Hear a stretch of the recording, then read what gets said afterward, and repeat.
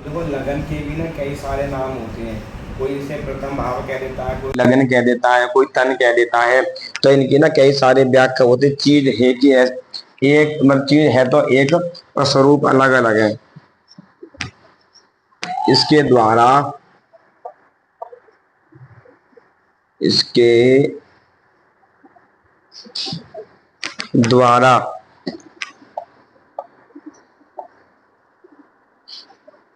जाति, जाति समझते हो किसे कहते हैं? जाति समझते हो? हाँ, जाति ये मत समझ लेना कि कोई ठाकुर है धीमा समझ में, यहाँ से नहीं आएगा। ये तो एक जाति को बताता है कि व्यक्ति कौन से वर्ण में यहाँ पे पैदा हुआ है। ये यहाँ से हम कौन से वर्ण में पैदा हुआ यही पता लगा सकते हैं जाति के बारे में। यहाँ पे विवेक, विवेक माने क्या होता है? विवेकशील, विवेकशील।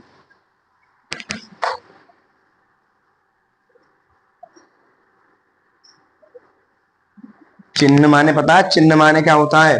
हम इससे ये पता लगा सकते हैं कि व्यक्ति मतलब चेहरा किस आकार का है, लगन का, लगन के हिसाब से। मतलब चिन्ह माने इसमें जो कितने ग्रह बैठे हैं उसके हिसाब से पता लगा सकते हैं का चेहरे का चिन्ह कैसा होगा। मतलब आंखें बड़ी होंगी, आंखें छोटी होंगी, पतली होंगी, रंग कैसा होगा, रूप कैसा होगा, मतलब चेहरे का आकार कैसा होगा। चिन्ह मतलब चेहरे की आकृति कैसी होगी। दुख, सुख, दुख और सुख, दुख और सुख के बारे में भी यहीं से पता चलता है। लगन से अगर किसी का लगन खराब हो तो जीवन में दुख सुख चलता रहता है उसके में।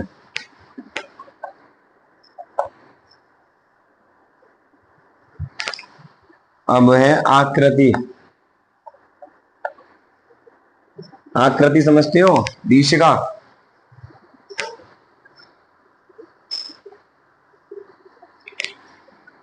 खेत, आकृति किसे कहते हैं? और तेरी आकृति कहते हैं हाइट को, बनावट को। किसकी बनावट? किस तरीके की? शरीर की। मैं समझे खेत, मैं तो खेत समझा। आकृति संबंधित, आकृति आदि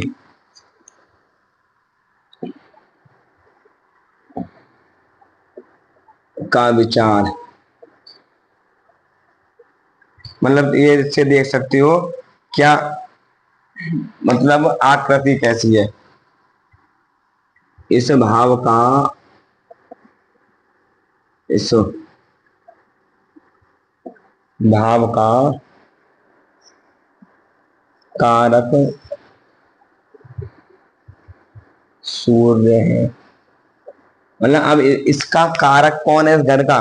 मतलब इन सब चीज का कारक कौन है यहाँ पर? सूर्य। कौन है? सूर्य है सबका। जो मैं कह रहा था ना भी कारक किसे कहते हैं, तो आपको यहाँ डिटेल में समझ में आ जाएगा। कारक है इसमें। अब लगन में कौन कौन सी राशि बलवान होती है? मिथुन,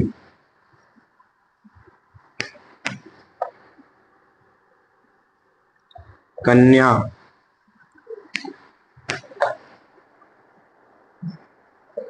तुला, कुंभ और ये मीन। ये सबको लिखना है। तुम्हें डायरी में लिखा होना चाहिए सब चीजें। ये राशि यहाँ पर, ये राशियां आपको यहाँ पर बलवान बलवान होती है। मीन मत लिखना, मीन नहीं है। तो ये राशि यहाँ पर बलवान होती है। सोनम, सोनम जी का आगमन, बहुत बहुत धन्यवाद।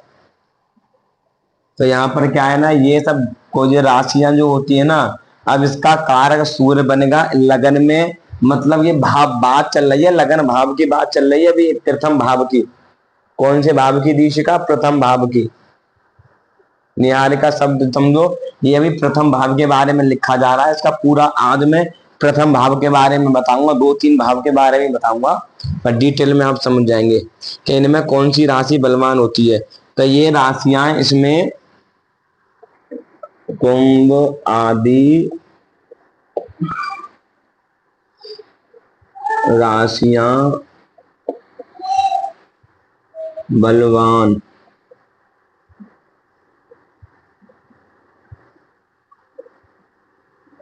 होती हैं।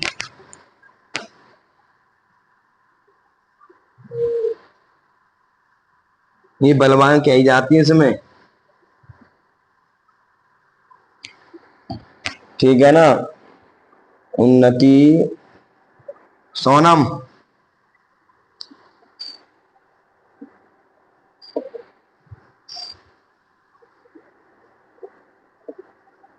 सोनम समझ में आया कुछ?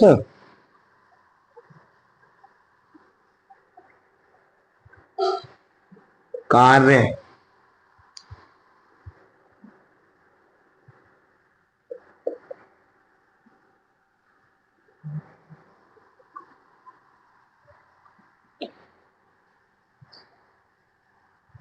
कार्य कुशल,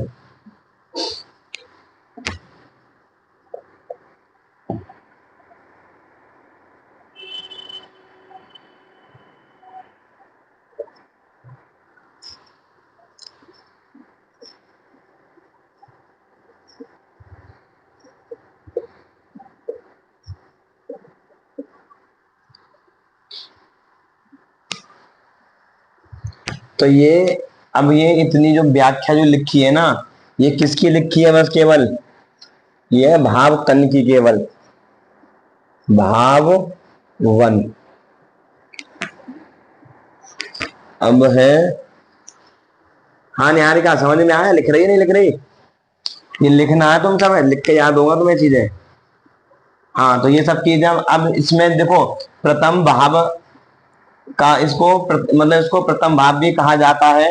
इसके द्वारा जाति, आयु, विवेक, शील, चिन्ह, दुख, सुख, आकृति आदि का विचार, इस भाव इसका इस भाव का कारक सूर्य है। इसमें मिथुन, कन्या, तुला, कुंभ आदि राशियां बलवान होती हैं। बलवान माने अच्छी मानी जाती हैं। इनमें ये राशियां लगन में हमेशा अच्छी मानी जाती हैं, बढ़िया होती है, कुशल वाली होती है, अच्छी होती है, बढ़िया राशि यहाँ पर वो मानी जाती है। तो अगर ये चीजें आपको पता होंगी, अब देखो अब इसमें क्या है, विवेक माने क्या? विवेक किसको कहते हैं सोनम? रोली, विवेक किसको कहते हैं?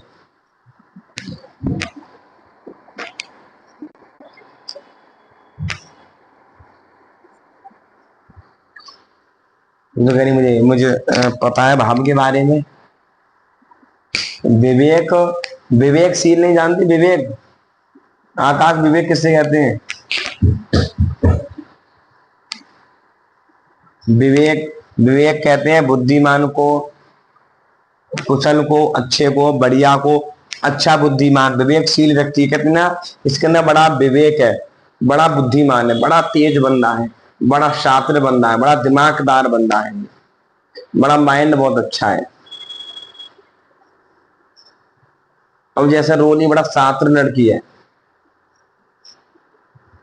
तो ये इससे पता चलता है लगन से, तेज, ये सब एक लगन से पता चलता है कि व्यक्ति का बुद्धि कितनी है, तेज कितनी है। चिन्ह माने क्या है? चिन्ह का मतलब क्या है कि उसके फेस की बात चल रही है कि हमारे पास लगन माने उसका फेस, कि उसके फेस का चिन्ह कैसा होगा, काला होगा, भूरा होगा, कैसा होगा, उसकी फेस की आकृति कैसा, सब यहाँ से पता लगेगा।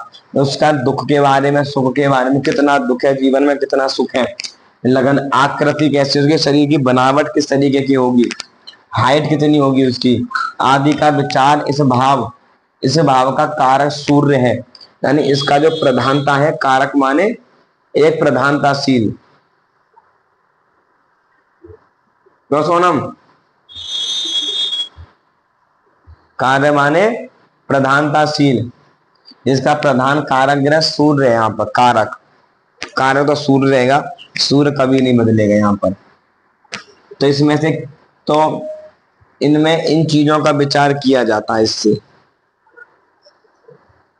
अब इसको कहते हैं धन भाव, दूसरे भाव कहते हैं धन भाव।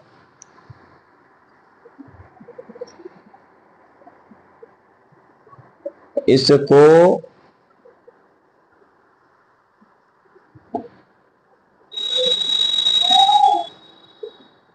इसको एक भाव और कहते हैं, इसका नाम क्या है? इसको धन भाव भी कहते हैं और इसको पण फण, पण फर भाव भी कहते हैं, पण फर भाव भी इसको कहते हैं, दूसरे भाव को। इसका, इस भाव का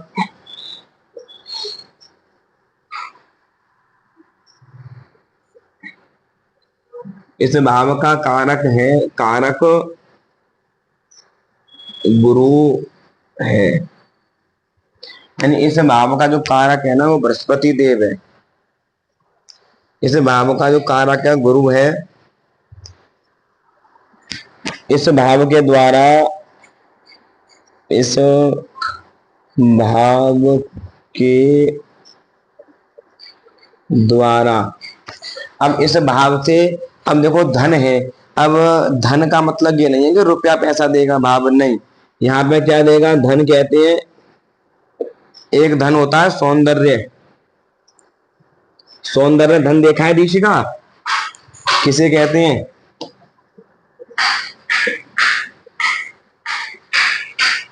देखा है? ये किसे किसे किसे कहते हैं?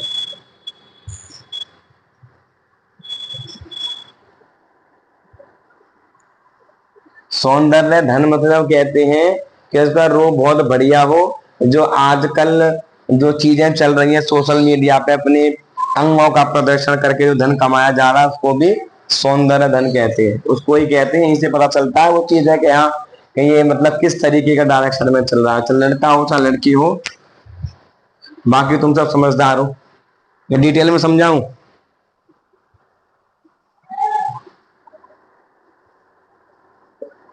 क्या दीक्षिका डिटेल में बताऊं, समझ गई?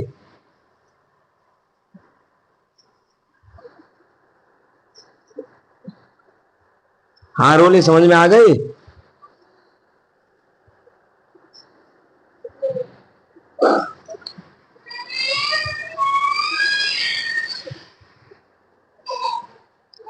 निहारिका समझ में आई? क्या समझ में आई? सब हाँ जी कर रहे हैं, समझ में क्या आई?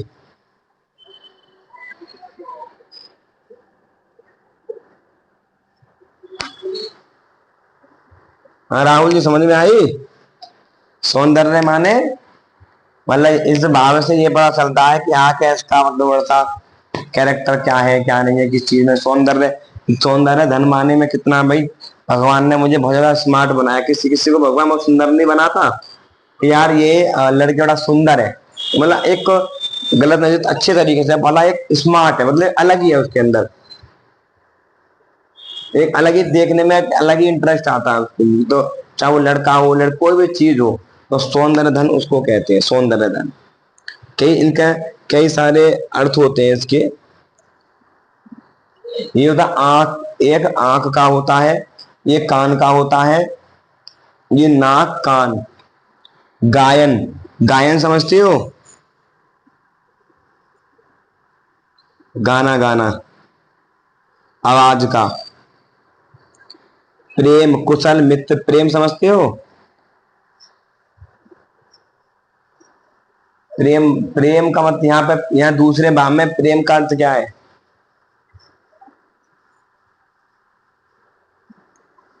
मतलब है किससे प्रेम, अपने कुल से। ये बात क्या चल रही है कि कुल के संबंधित बात चल रही है। गायन, प्रेम, कुल, मित्र, क्या मतलब कितना एक कुशल प्रेम परिवार में कितना है भाई। कोई परिवार में ज्यादा अच्छे से रहता है, कोई ज्यादा बना के रखता है।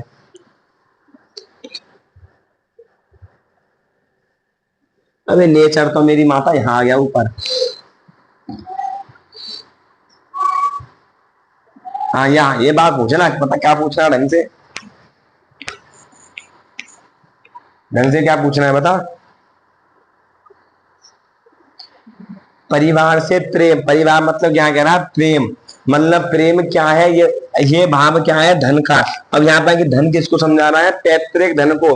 मतलब प्रेम एक तो प्यार, कोई व्यक्ति कोई कोई व्यक्ति मम्मी से बहुत ज्यादा प्यार करता है, कोई व्यक्ति अपनी दादी से बहुत ज्यादा प्यार करता है, कोई व्यक्ति अपने मित्रों से बहुत ज्यादा प्यार करता है। सबका प्यार अलग अलग है, नाम एक है पर सबका तादा अलग है। कोई अपने बॉयफ्रेंड से प्यार अलग तरीके से करेगा, वो भी प्यार है।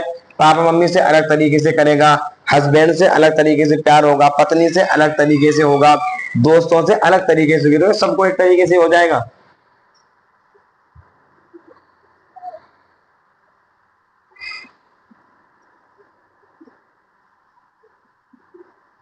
अब कोई, अब क्या तो रहा हूं, अब कोई कोई तो अब अपनी छोड़ कर दूसरी से कर रहा, वो भी तो प्यार है पर बर्दाश्त नहीं होता किसी को।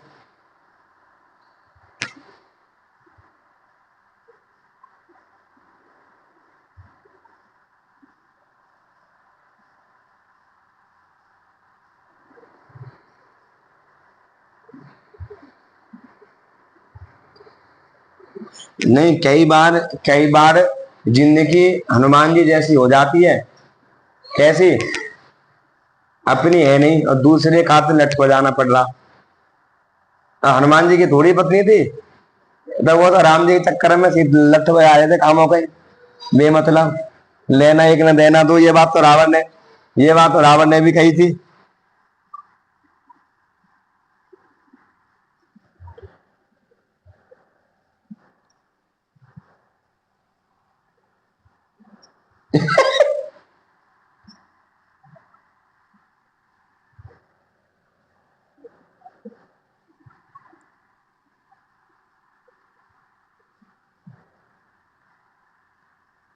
देखो सत्यवादिता, ये भाव सत्यवादिता यानी बोलने वाला भाव है।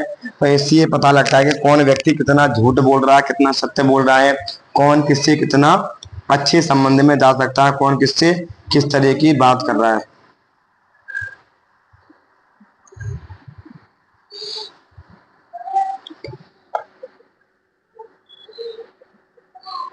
सुख भोग, सुख भोग का मतलब क्या है ना, कि ये व्यक्ति अपने परिवार की चीजों का कितना सुख भोग करेगा, यानी इसे अपने परिवार का दादा संपत्ति का कितना सुख भोग मिलेगा। बंधन मतलब कितने बंधन में व्यक्ति रह सकता है।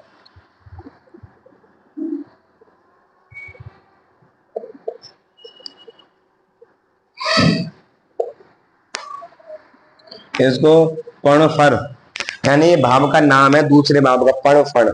यानी ये थोड़ा सा उग्र वाला भाव है, गुस्से वाला भाव है थोड़ा सा। तो पण जैसे मान लो केंद्र और त्रिकोण नहीं होते, ये ऐसे ही पण भाव है।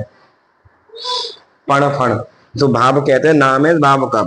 वैसे लोग बात बताते नहीं इस भाव के बारे में, पर आपको जानकारी होनी चाहिए, क्योंकि आप सीख रहे हैं तो आपको जानकारी होनी चाहिए इस भाव का मतलब। तो पण, तो इसका इसे कहते हैं, अभी हमें क्या है ना, क्रिया विक्रिय, मतलब चीजें कितनी, प्रॉपर्टी बेचना खरीदना क्या है, वो सब यहाँ पता चलेगा। अब बात भाई करने का स्वर्ण का, स्वर्ण, चांदी,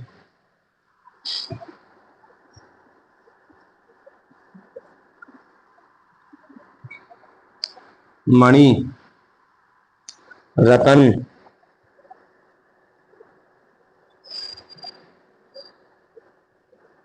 आदि का विचार किया जाता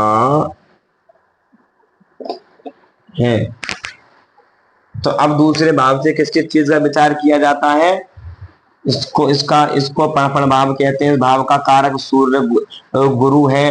इस भाव के द्वारा सौंदर्य,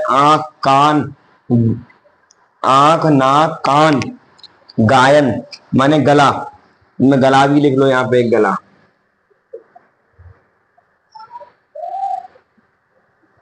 गला, गायन, प्रेम, कुशल, मित्र, सत्यवादिता, सुख, भोग, बंधन, क्रिय, विक्रिय, स्वर्ण, चांदी, माणी, रत्न आदि का विचार। यानी ये जो जिस जातक की कुंडली होगी, मतलब ये किसके बारे में पता लगेगा, मतलब जिस जातक की हम कुंडली देखेंगे, जिसकी हम कुंडली देख रहे हैं उसके बारे में। यानी अब कौस मान लो यहाँ कुंडली देख रहे हैं हम निहारिका की, तो हम अब उस कुंडली से हम ये पता लगा सकते हैं कि निहारिका के जीवन में उसकी पैतृक सुख कितना है। और दूसरा भाव उसका बलवान होगा, अच्छी स्थिति में होगा, बढ़िया ग्रहों की दृष्टि होगी, तो निहारिका यहाँ पर करोड़पति बनेगी। अच्छी मतलब फैमिली बढ़िया, अच्छा बैकग्राउंड बढ़िया रहेगा, क्या है क्या नहीं है वो पता चल जाएगा इसके दूसरे भाव से। तो ये बात समझ में आई, इतनी बात समझ में आई तुम्हारे, ये लिख लिया सबने? रोरी लिख लिया? राहुल, दीशिका लिख लिया? पक्का सब पूरा लिख लिया? निहारिका लिख लिया? अभिषेक, अभिषेक है, अभिषेक तो होगा नहीं है क्लास में, वो रहता ही नहीं। कुबेर, ना कुबेर मिलेगा यहाँ।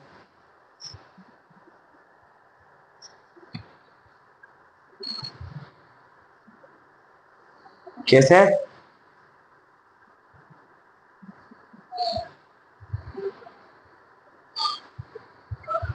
कोई बात नहीं, कोई बात नहीं, बाद में बता देना मुझे।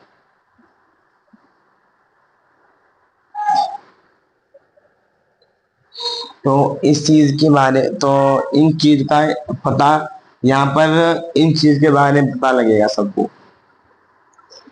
तो ये क्या है, पूरी डिटेल है दूसरे भाव की, पूरी डिटेल है इतनी। अब ये हमें इतना पता होना चाहिए इसके बारे में।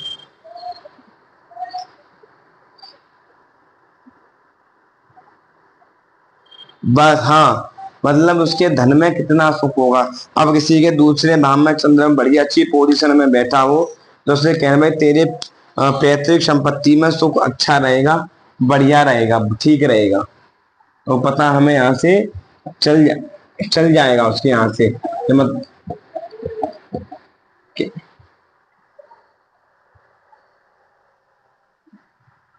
हाँ लगन,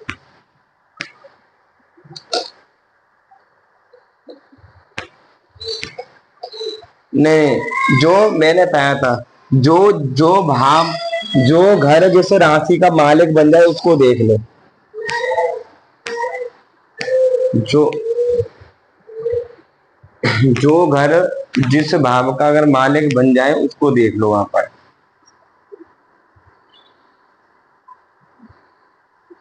द्वितीय भाव में नहीं, द्वितीय भाव में नहीं, इसमें इसमें नहीं है, इसमें वो तो लगन की बात चल रही थी। लगन में और राशि बलवान होते हैं, लगन में कई भावों में कोई राशि कई में कई नहीं होती बलवान राशि।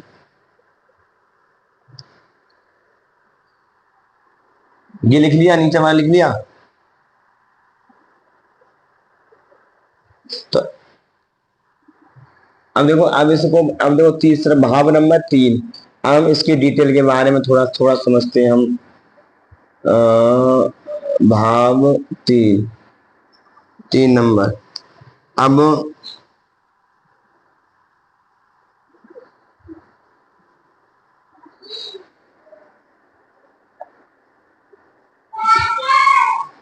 अब इसको,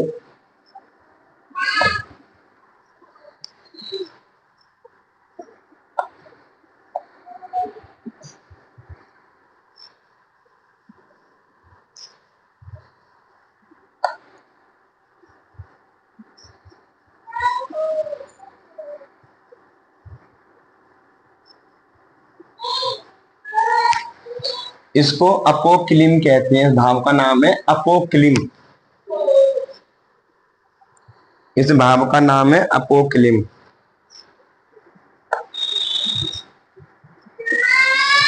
इस भाव का कारक मंगल है।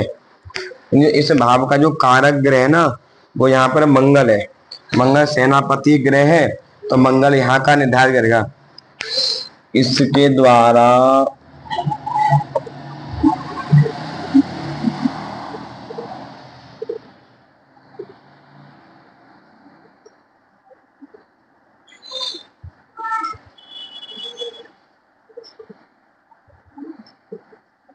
पराक्रम, पराक्रम समझते हो किसे कहते हैं? पराक्रम समझते हो? पराक्रम कहते हैं भाई बहन, पराक्रम कितना अच्छा है, बहन बहन भाई कितने तगड़े हैं, अच्छे हैं, इसे कहते हैं धैर्य। हाँ, धैर्य।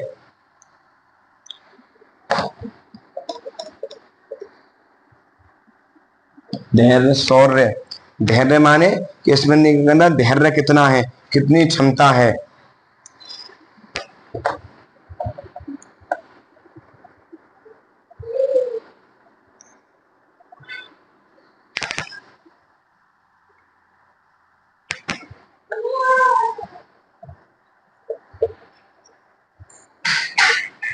सहोदर,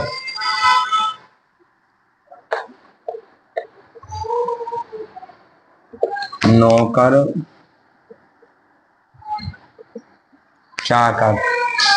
नौकर चाकर बदलता है क्या इसके पास में कितने नौकर चाकर रहेंगे, मतलब नौकरों के साथ में संबंध कैसा रहेगा, उनके साथ में संबंध कैसा रहेगा, उन सब के बारे में यहाँ से पता पता चल जाता है।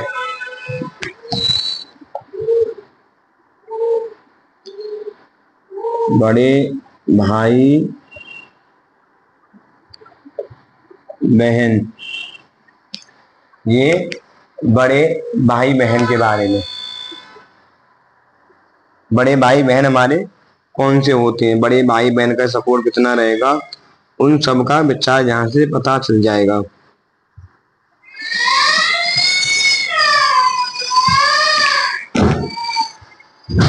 इनसे यहाँ पता चल जाएगा इनके बारे में, बड़े भाई बहन क्या है क्या नहीं है।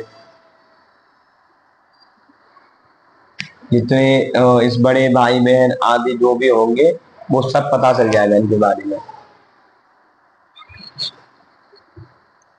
धैर्य शौर्य आयुष। आयुष, आयुष माने आयुष बतती, आयुष माने यश कीर्ति प्रतिष्ठा, इसके परिवार की भाई बहन की कितना यश प्रतिष्ठा आयुष, कितना यश इसको मिल जाए, कितना यश मिल सकता है इसको यहाँ पर।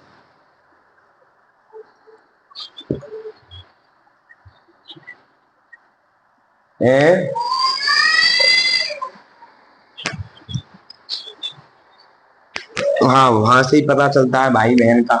वो भाव भी होता है, बताऊंगा आगे चल के। हम यहाँ से भी भाई बहन के बारे में पता लगा सकते हैं। वो थोड़ा क्या है ना, वो 11वां भाव वो दर्शाता है, मतलब वो भी भाई बहन को ही दर्शाता है, तो वो थोड़ा अलग डिटेल में ही दर्शाता है। वो ये भी भाई बहन का भाव है, वो भी भाई बहन का है। उससे हम छोट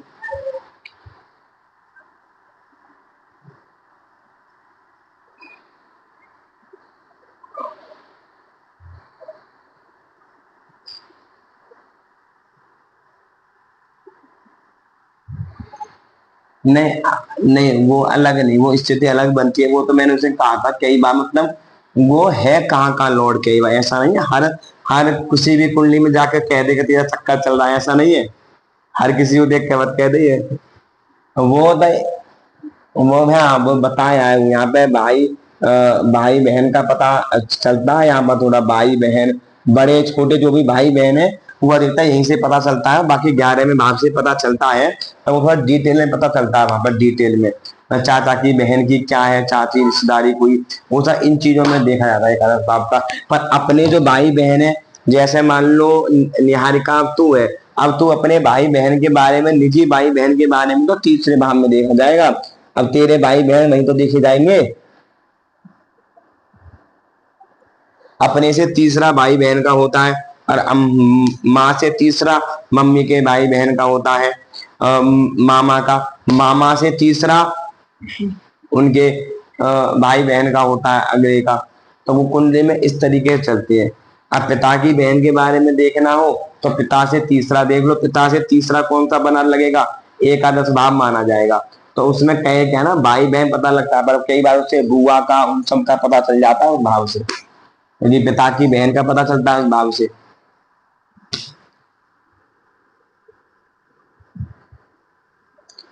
सहज योगा का पता चलता है, योगा। अब योगा मेहनत,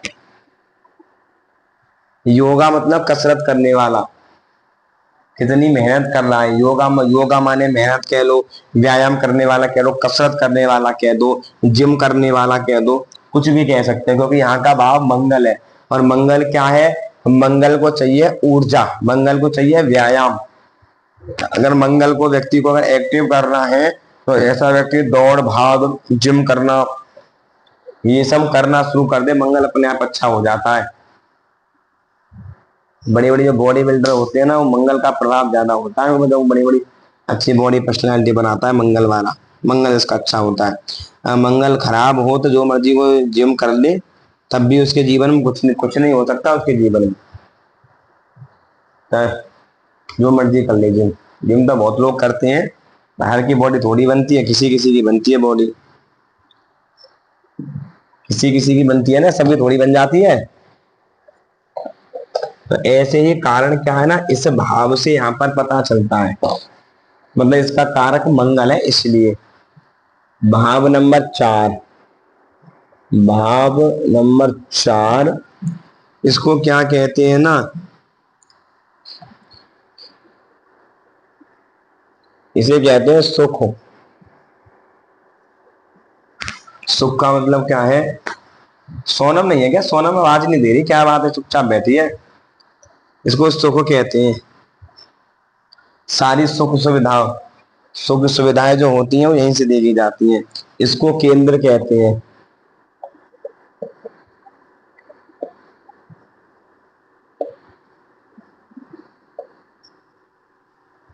इसको केंद्र,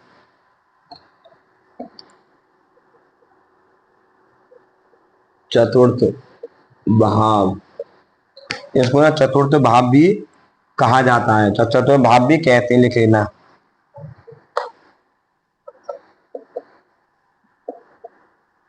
इसके इसके द्वारा सुख, मतलब सुख का विचार किया जाता है, सुख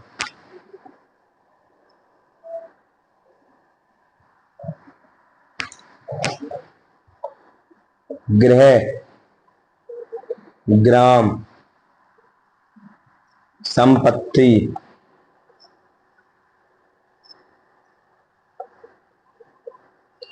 अब गृह ग्राम समझती हो, मकान लिख लो अपने में अच्छे तरीके से, मकान वाहन भूमि, इसे कहते हैं गृह संपत्ति। तक मकान, मुझे तो पता है, जो लिख लेना। हम तो बाग है नहीं, बाग, बाग बाग समझते हो,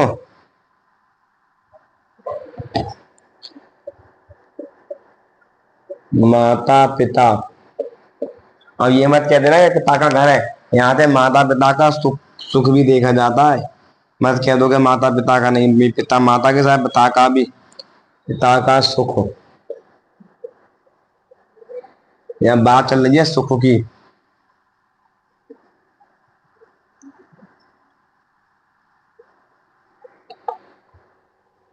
दया कितनी है व्यक्ति में, दयावान है, कैसा है दया, उदारता समझते हो। उदारता किसे कहते हैं,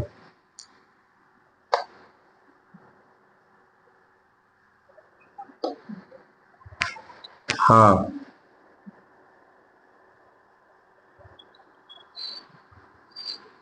छल कपट, छल कपट का मिटाया गया है, कपट, पेट,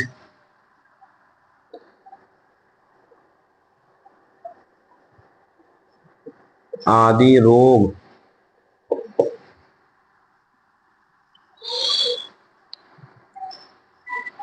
ये चौथा भाव बड़ी बड़ी बीमारी को भी देखा जाता है। अब यहाँ पर पेट में, यहाँ पर ग्रह खराब होगा तो जहाँ तक कि माता को पेट में संबंधित समस्या दे देगा, पेट संबंधित परेशानी खड़ी कर देगा, पेट संबंधित प्रॉब्लम क्रिएट कर देगा। यहाँ पर कि संबंधित पेट संबंधित परेशानी क्रिएट कर देगा, पेट संबंधित परेशानी, पेट संबंधित परेशानी यहाँ पर क्रिएट कर देगा माता को। कई बार देखा गया है यहाँ पर ऐसा चीजें यहाँ पर हो जाती है। इस भाव का कारक, इस भाव का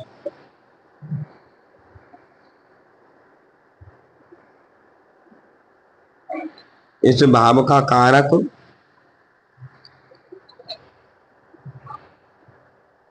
चंद्रमा है और चंद्रमा माँ का कारक होता है। और इसको विशेष किसे कहते हैं?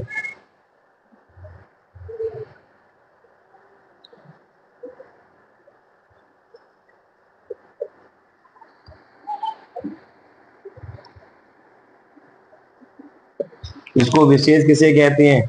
ये विशेष माता का स्थान होता है। अब जैसे मान के चलिए यहाँ पर हमने देखा कि इसको क्या कहते हैं, दिशिका चतुर्भाव कहते हैं, केंद्र का कहते हैं सुख, गृह, ग्राम, संपत्ति, मकान, बाग, माता पिता का सुख, दया, उदारता, छल कपट, पेट आदि रोग। इस भाव का कारक चंद्रमा है, विशेष माता का है। यहाँ पे लिख दो वाहन,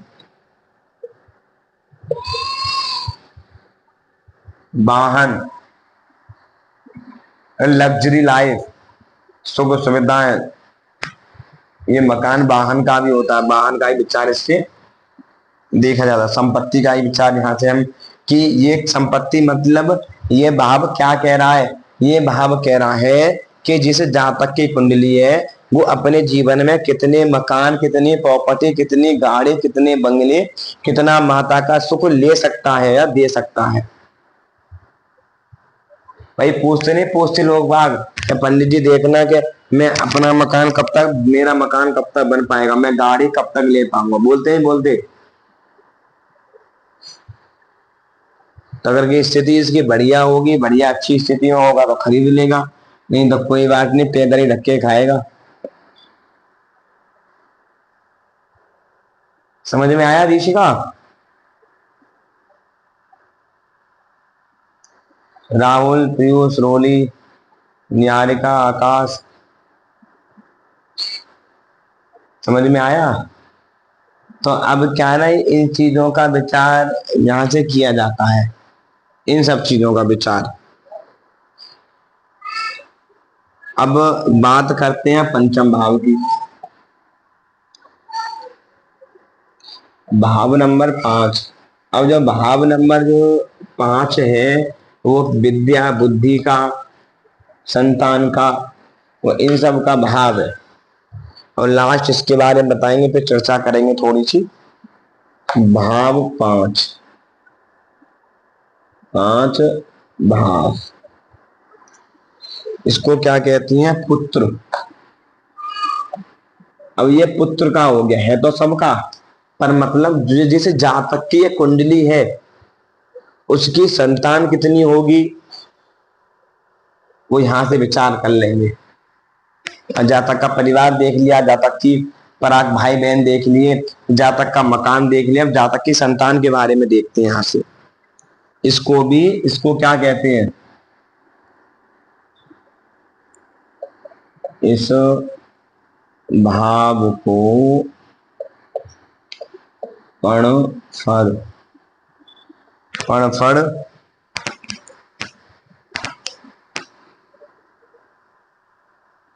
त्रिकोण।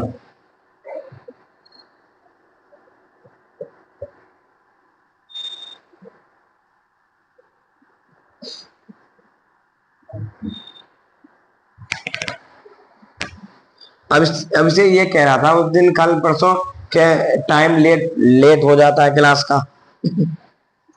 अब मेरे पढ़ेगा तो भैया लेट तो हो ही जाएंगे। त्रिकोण है, त्रिकोण, इसको ना परफण, इसको त्रिकोण तो कहते हैं, पर इसको ना परफण त्रिकोण कहते हैं इस भाव को। उग्र वाला भाव है थोड़ा सा ये, तो ना त्रिकोण परफण भी हम इसको कहते हैं। इसका कारक, इसका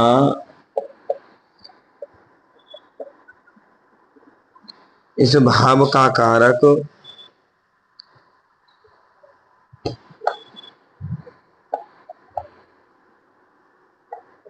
गुरु है। इस भाव का जो कारक है ना, गुरुदेव बृहस्पति है। ये भाव इसके द्वारा विद्या,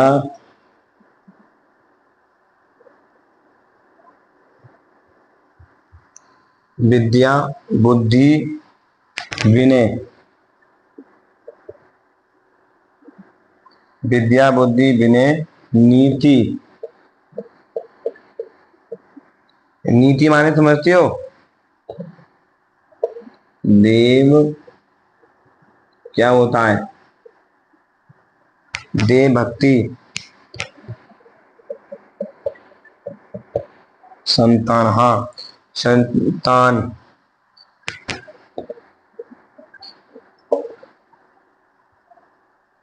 प्रबंधक, प्रबंध, प्रबंधक था, प्रबंधक, ये ना प्रबंध, प्रबंध, संतान प्रबंध, व्यवस्था,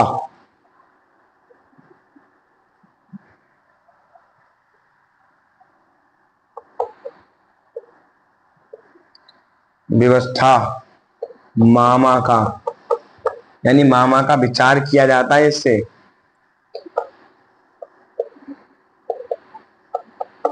मामा का सुख इस भाव से देखा जाता है।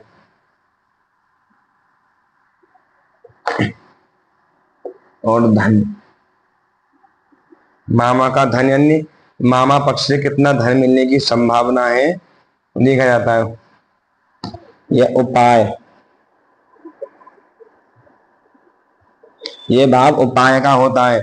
हमेशा हम सब पंचम भाव का उपाय, हमेशा व्यक्ति को पंचम भाव का उपाय और पंचम भाव का स्तर बताना चाहिए।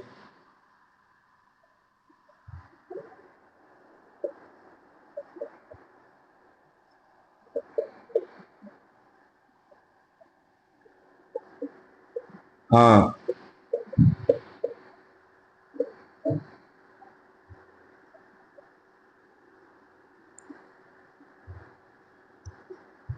बहुत सा धन, मतलब अनायसा, मतलब अनायसा मतलब कहां कहां से धन आ सकता है।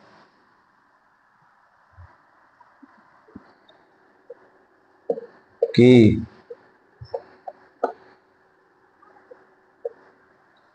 अनायसा धन की प्राप्ति, विच्छेद,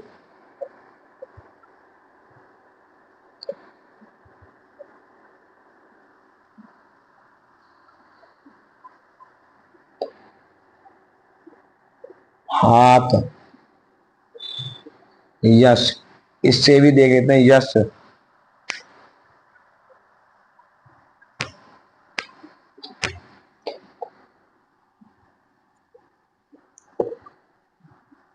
पिंड,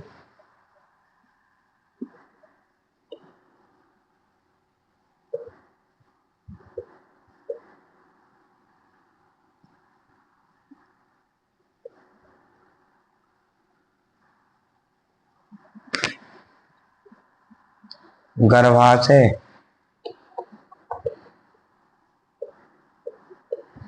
आदि का विचार किया जाता है। बात समझ में, थोड़ा मैं डिटेल में आपको थोड़ा बता दूं। तो इस पंचम भाव जो होता है, ये मेन भाव होता है। ये जातक की विद्या का, बुद्धि का, संतान का, इस गुरु का, नीति का, विनय का, देव भक्ति का, प्रबंधक का, व्यवस्था का, मामा का, सुख धन का, उपाय का, अनायास है बहुत सा धन की प्राप्ति, विक्षेप, हाथ, यश, पिंड, गर्भाशय आदि का विचार किया जाता है। यानी संतान का विचार यहीं से किया जाता है। जब किसी लड़की का या किसी औरत का जब कोई पंचम भाव पीड़ित होता है तो उसको कई बार पिंड जैसी समस्याएं बन जाती है। जैसे कई बार यूट्रस में दिक्कत आ जाना, बच्चादानी में दिक्कत आ जाना, गांठ बन जाना, पिंड समस्या ऐसी बन जाना जिससे वो संतान कंसीव नहीं कर पाती।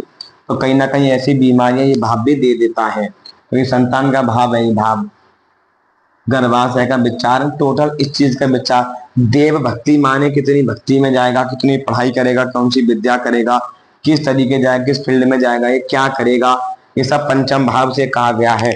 इन भावों का विचार इसलिए किया जाता है ताकि हमको ये पता लग सके कि हाँ कि ये व्यक्ति इस चीज में जा सकता है, मतलब पढ़ाई इसकी कैसी रहेगी, इसकी किस्मत में विद्या है या नहीं।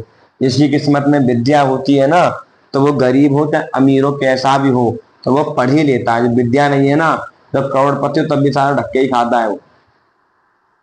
अगर विद्या किस्मत में है ना किसी के में, तो वो रास्ता अपने आप ढूंढ लेता है, व्यक्ति अपने आप रास्ता मिल जाता है उसको। अगर विद्या किस्मत में होती है जिसके में, तो अगर पंचम भाव जिसका मजबूत है, पंचम भाव अच्छा है, तो ऐसा व्यक्ति अच्छी विद्या ग्रहण कर लेता है, अच्छी विद्या को पा लेता है, विद्या के पीछे भाग जाता है। सुख विद्या से, देखो विद्या ददाति विनयम, विनय ददाति पात्रत्वम। विद्या से विनय, विनय से योग्यता, योग्यता से धन, और धन से सुख की प्राप्ति होती है। तो इसमें यश क्यों गाया गया कि नीति संग्रह में श्लोक है, कौन सा श्लोक है आका, विद्या ददाति विनयम विनय पात्रत्वम फल ददानम तनाम, तो याद नहीं आ रहा मुझे तो कौन सा श्लोक है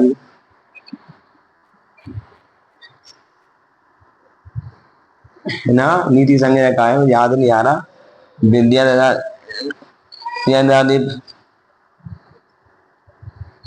तथा सुखम तथा मार्तम तथा सुखम, यानी इसका क्या, विद्या से विनय। देखो पहले विद्या मिलेगी, इसमें क्या क्या लिखा हुआ है, देखो विद्या है, विनय है, विद्या से विनय, विनय से योग्यता, योग्यता से धन, धन से सुख है, नहीं है। विद्या से विनय, विनय से योग्यता, योग्यता से धन, और धन से सुख की प्राप्ति होती है। तो इसको सुख माने यश, हाथ, हत्यानाश है, बहुत सा धन। यानी हम जिस विद्या से हम पढ़ाई कर रहे हैं, हम उस विद्या से कितना धन हम कमा सकते हैं, तो इसका विचार भी यहाँ से किया जाता है। क्यों दीक्षिका, और जब दीक्षिका ने पढ़ाई की नहीं तो धन कहाँ से कमा ले। अब सोनम इतनी पढ़ाई करके बैठी है तो धन नहीं कमा पा रही, उसने ज्यादा ही पढ़ाई कर ली। तो ये क्या है ना, ये पढ़ाई दो चीजें होती हैं, पढ़ाई में सफलता मिलेगी या नहीं मिलेगी वो भी पंचम भाव ही तय करता है। अब पढ़ाई तो कर ली एमबीबीएस की, और सही सफलता मिल नहीं रही उससे, ये भी तो एक कारण है ना, क्यों नहीं मिल रही, रीजन है उसका एक, क्योंकि जीवन में विद्या का सुख नहीं है तुम्हारे जीवन में। किस विद्या से सुख मिलेगा, किस विद्या से धन प्राप्त होगा, ये भी कुंडली में लिखा होता है हमारी में। जैसे उस दिन कुबेर जी कह रहे थे कि हमारे साथ बहुत से ब्राह्मण पढ़े, फैक्ट्री में नौकरी कर रहे हैं, तो उसको ये समझा खाली उसकी कुंडली में लिखा ही नहीं है उस विद्या से धन मिलना, सुख मिलना, तो वो फैक्ट्री में धक्के ही खाएंगे। अब कोई व्यक्ति, मैं तो कहता हूँ कि कुंडली में योग बनना है, टीचर की पढ़ाई करके टीचर की पढ़ाई कर ले ना, मैं तो आईपीएस का करूंगा, साले कर ले आईपीएस को, घूमता है धक्के खाता रहियो, बाद में फिर बनो धक्के खाता रहियो, 20-30-50 हजार की नौकरी करता रहियो, धक्के करियो फिर। तो विद्या से तो क्या है ना, हम अगर इसके देखते हैं ना तो उस पर फोकस करते हैं, देखो हम ग्रहों के साथ जब चलते हैं तो सफलताएं मिलती है हमें। जब ग्रह का समय आएगा उस ग्रह में व्यक्ति को घुस जाना चाहिए, वहीं से धन आने का रास्ता बनता है उसी विद्या से। और कोई व्यक्ति क्यों होता है कि यार पढ़ाई तो करी बहुत ज्यादा, पर एक समय ऐसा आया कि हम घुस के बिजनेस लाइन में, पढ़ाई हमारे किसी काम की नहीं आई।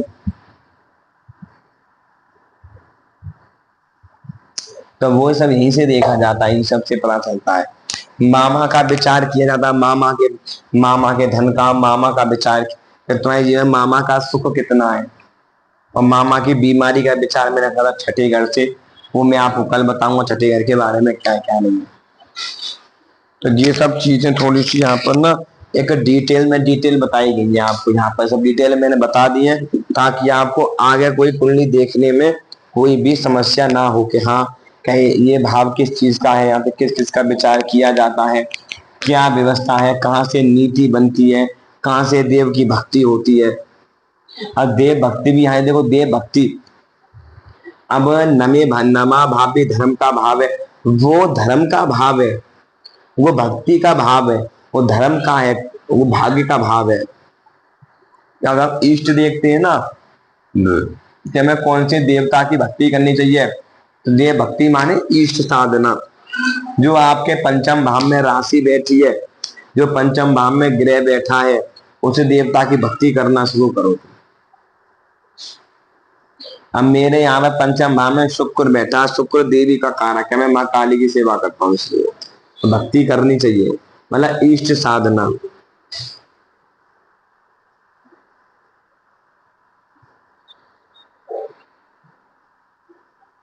तो क्यों नहीं पता, कुंडली में लिखा है,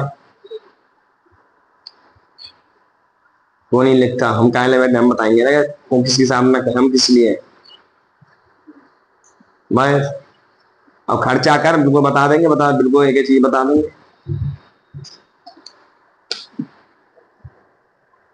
भरो पड़े, बस करो खर्चा, फिर भाग जाएगा पर्चा, फिर होगी चर्चा। तो यहाँ पे क्या है ना, तो पता चलता है बेटा, ऐसा नहीं है। अब पंचम भाव में देखो बच्चों में देखना बताता हूँ, चलो इसी टॉपिक को ले लेते हैं आज, अब ज्यादा टाइम बचा नहीं है, 10-15 मिनट टॉपिक कर लेते हैं। अब जैसे अभी कहा है देव, अब देखो पंचम भाव में ये देखो कौन सी राशि है तुम्हारी, पंचम भाव में मेष राशि है, तो मेष राशि का स्वामी, मेष राशि है मंगल। अब मंगल का स्वामी कौन है, कार्तिक भगवान हो गए, हनुमान जी की भी साधना कर लेते हैं पंचम भाव में अगर मेष राशि है। वृष राशि है, तो वृष राशि का स्वामी शुक्र है, तो देवी की पूजा करनी चाहिए, माँ अब लक्ष्मी कर लो, संतोषी कर लो, किसी भी कर लो देवी की भक्ति आप। वहां पर बुद्ध बैठा हुआ, तो गणेश भगवान की मिथुन राशि है, तो गणेश जी की आराधना करो। तो वहां पर बृहस्पति बैठा है, तो भगवान विष्णु की, भगवान नारायण की आराधना करो। वहां पर बुद्ध, बृहस्पति ने, चंद्रमा, अगर चंद्रमा वहां का कर्क राशि है वहां पर बैठी है, कर्क राशि का वहां पर प्रभाव है, चंद्रमा बैठा हुआ है, तो वहां पर भगवान शंकर की आराधना करो आप।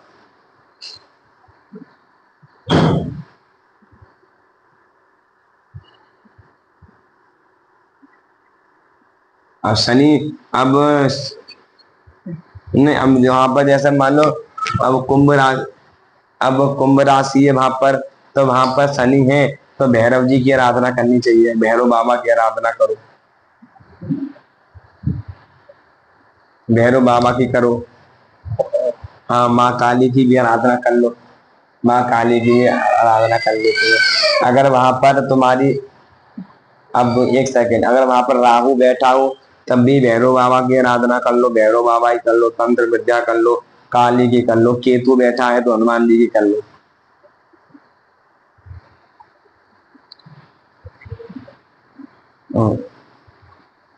हाँ, तो और वहां में ये देखो कौन सा ग्रह बैठा, ग्रह भी बैठा हुआ है ना, तो उसकी भी कर सकते हैं। हाँ, तो कोई, राहुल क्या कह रहा है, हाँ तो सूर्य बैठा हो तो सूर्य की पूजा करो। अब सूर्य भगवान है, आधे पहले स्तोत्र का पाठ करो वहां पे, सूर्य नारायण की पूजा कर लो वहां पर, तुम नारायण की पूजा करो वहां पर, तो राम जी की पूजा कर सकते हो, हनुमान जी की पूजा कर सकते हो, गायत्री का जाप कर सकते हो आप।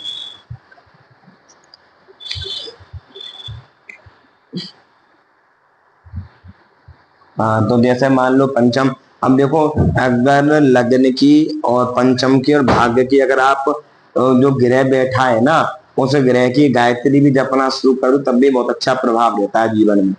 उसे ग्रह की गायत्री भी जपना शुरू कर दो,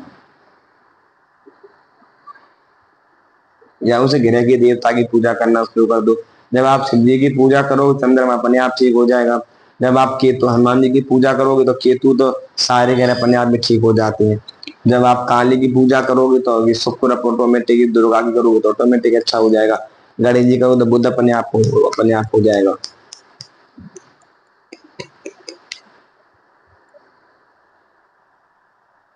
अब तो बिल्कुल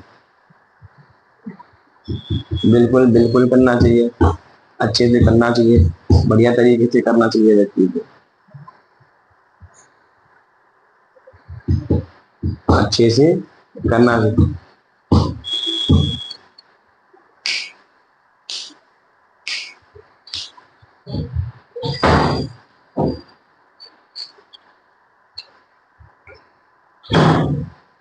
देखो इससे क्या है ना, मैंने क्या बताया है कि उसकी पूजा करनी